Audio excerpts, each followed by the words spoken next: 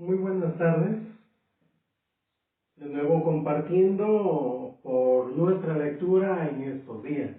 Comenzamos esta semana ahora con el libro de Amós, uno de los profetas menores. Así que comentemos algunas ideas, como siempre, esperando que estas sean útiles para que en tu lectura de esta porción de las Escrituras pueda ayudarte a entender, a aplicar, a vivir mejor las enseñanzas de la palabra de nuestro Dios.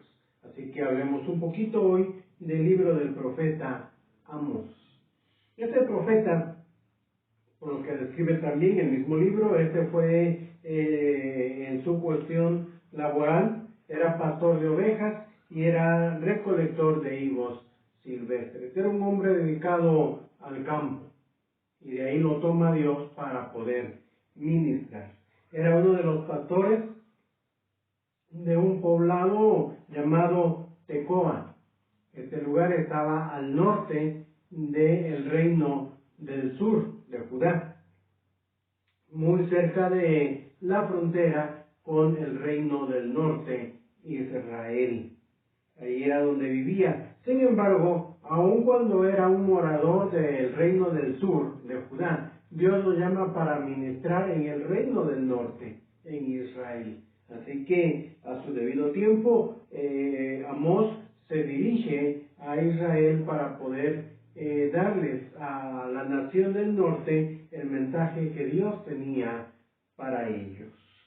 El tiempo en el cual Amós predicó fue durante el reinado de Jeroboam II, como hemos dicho, en el reino del norte. Y el énfasis principal de Amós fue predicar confrontando el pecado del pueblo de Israel. Este libro de Amós se divide en tres partes distintas.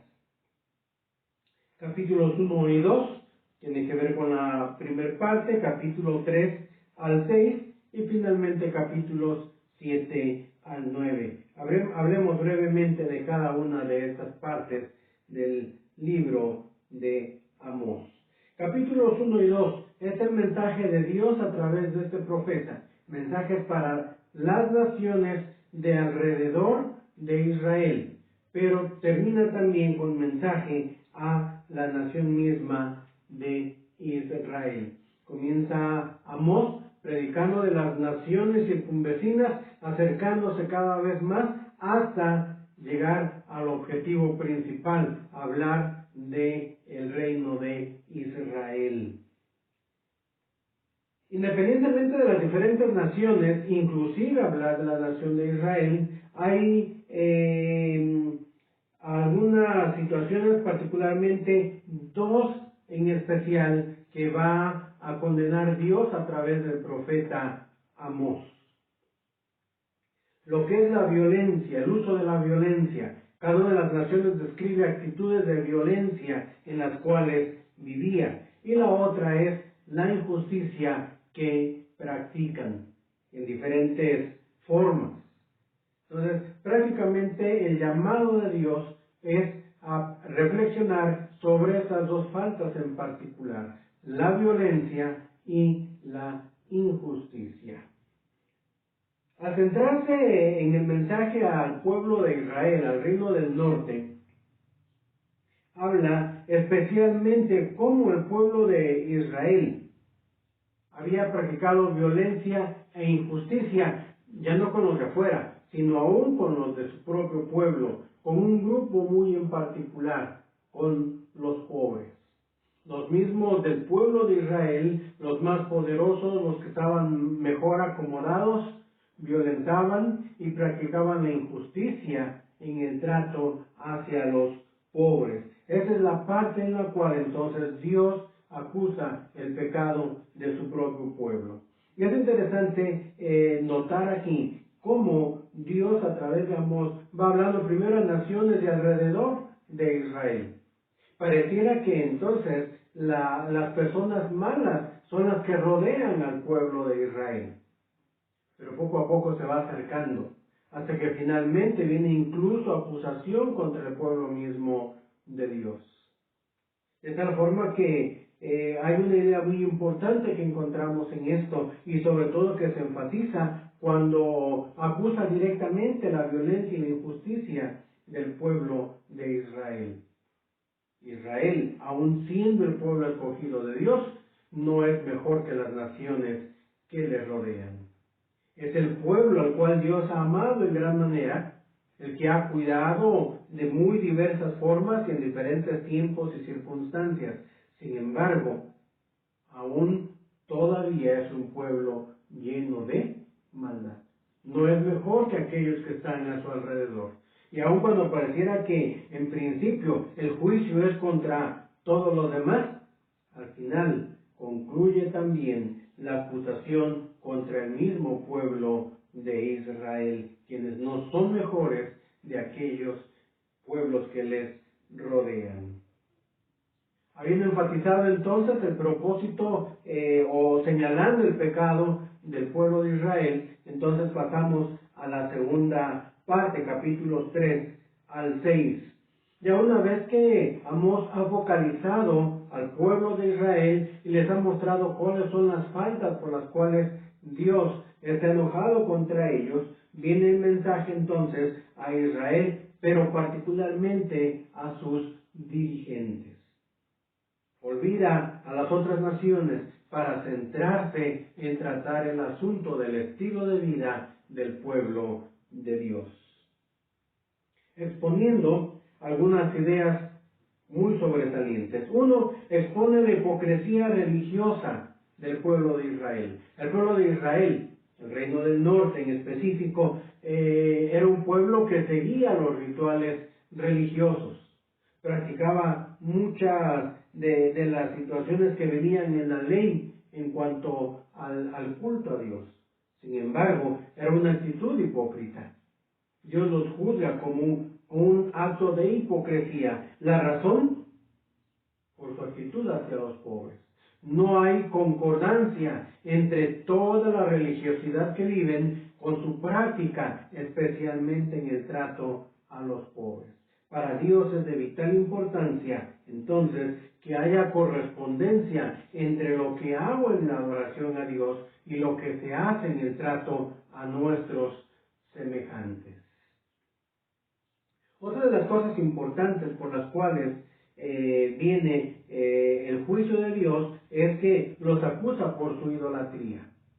En especial el reino del norte al cual predica Amós es una nación donde ha proliferado una gran diversidad de dioses. En particular, 3 dioses a los cuales ellos adoran. Hablando o resumiendo, es la expresión de su idolatría hacia el dios del sexo, el dios de la guerra y el dios del tiempo, de las estaciones del año. Entonces, Dios acusa esta clase de idolatría que hay en el pueblo de Israel. Otra de las ideas importantes en esta segunda parte es que una vez señalada la falta específica que hay en el pueblo, entonces Dios habla de que vendría su juicio sobre Israel. Y esto efectivamente, 40 años después del ministerio de Amós, llega el imperio de Asiria para conquistar al reino del norte, ejecutando así el juicio divino por no haber habido arrepentimiento en el pueblo de Israel. Después de mencionar muy específicamente las faltas del pueblo de Israel y hablar del juicio que vendría, entonces llegamos a la tercera parte del libro de Amós, capítulos 7 al 9. Y en esta parte encontramos algunas visiones del profeta Amós, visiones que Dios le revela al profeta Amós y que tienen cada una de estas visiones un mensaje en particular. No voy a abundar sobre toda la interpretación de las visiones, pues es solamente la intención dar un panorama general de este libro, pero encontramos las visiones de Amós. Una de ellas es la plaga de las langostas. Otra de las visiones es el fuego abrasador y finalmente, en un sentido, es una tercera visión, el fruto del verano. Esas tres visiones tienen que ver con el juicio de Dios. Una nación que incurre en pecado, Dios le muestra a Amós a través de estas tres visiones que vendría su juicio para Israel. Y hay una cuarta visión con un énfasis distinto, la visión de un edificio en ruinas que es reconstruido. Compara a Dios al pueblo de Israel como un edificio en ruinas en el cual se trabaja para su reconstrucción. Esta cuarta visión, que es una idea diferente a las primeras tres, es un mensaje de esperanza de Dios para la nación de Israel. Es la forma de Dios de decirle al pueblo de Israel: sí, vendrá mi juicio, pero también vendrá un tiempo en el cual te he de restaurar. Pero más aún, es una visión de esperanza, pero no solamente para el pueblo de Israel. La humanidad entera está destruida por causa del pecado. Su maldad acarrea juicio de Dios sobre cada una de las naciones.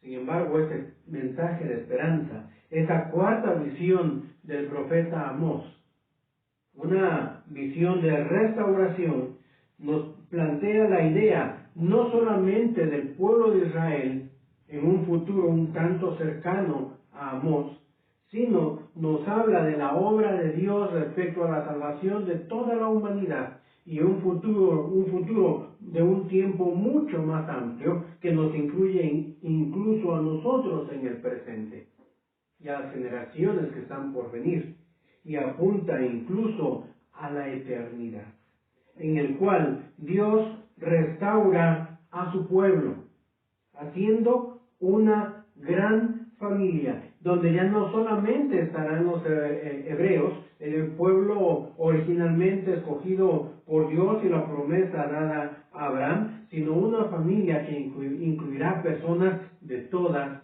las naciones. Y esa puerta para poder entrar los que no eran judíos a esta promesa, a esta esperanza, es abierta por la obra de Jesucristo, con su muerte, que trae perdón a todos los que creen en Él. Esa puerta, en sentido práctico en su aplicación, es abierta a los gentiles a través de las predicaciones de los apóstoles después de la ascensión del Señor Jesús al lado del Padre. Particularmente en la Escritura encontramos el registro de cómo se va abriendo esa predicación a los gentiles en el libro de los Hechos.